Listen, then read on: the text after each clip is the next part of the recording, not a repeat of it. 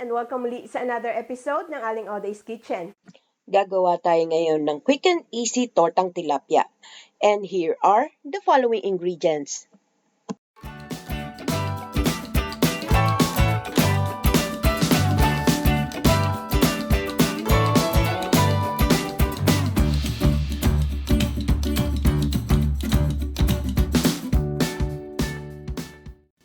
Ang ating first step, ipapa-steam natin or pakukuluan natin itong kalahating kilo ng tilapia fillet. We will cook this for 10 to 15 minutes. Pwede din kayong gumamit ng ibang isda kung ayaw niyong gumamit ng tilapia. Then after 10 to 15 minutes, luto na yung ating tilapia fillet. Ita-transfer na natin to at i-drain natin yung tubig. And we will let this cool down.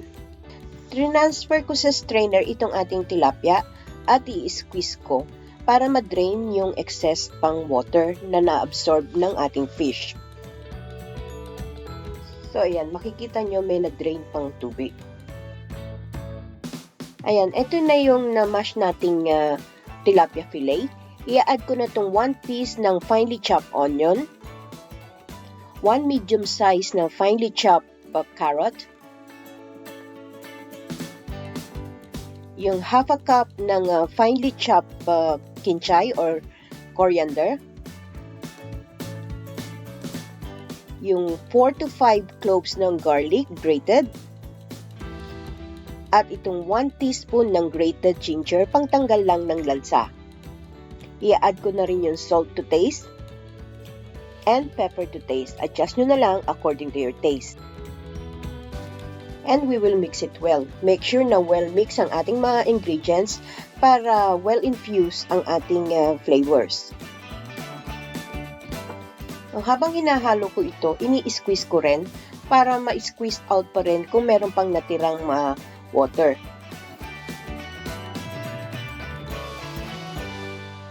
Ayan, na-squeeze out na natin yung excess of water.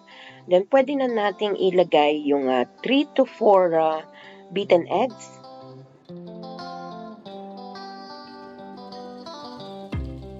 Add 1 to 2 tablespoons of all-purpose flour.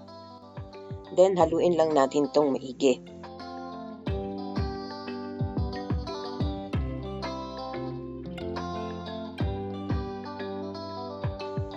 You can add more eggs if you want. Then, mag-preheat lang tayo ng oil dito sa pan at mag-i-scoop lang tayo ng ating mixture and i-flatten nyo lang. Ipiprito lang natin to hanggang maging golden brown on medium heat.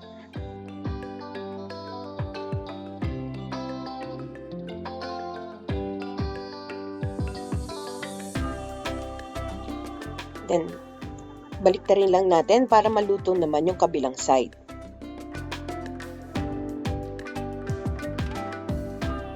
Yan, pagkaluto na, pwede na natin itong i-transfer sa plate lined with paper towel to absorb the excess oil.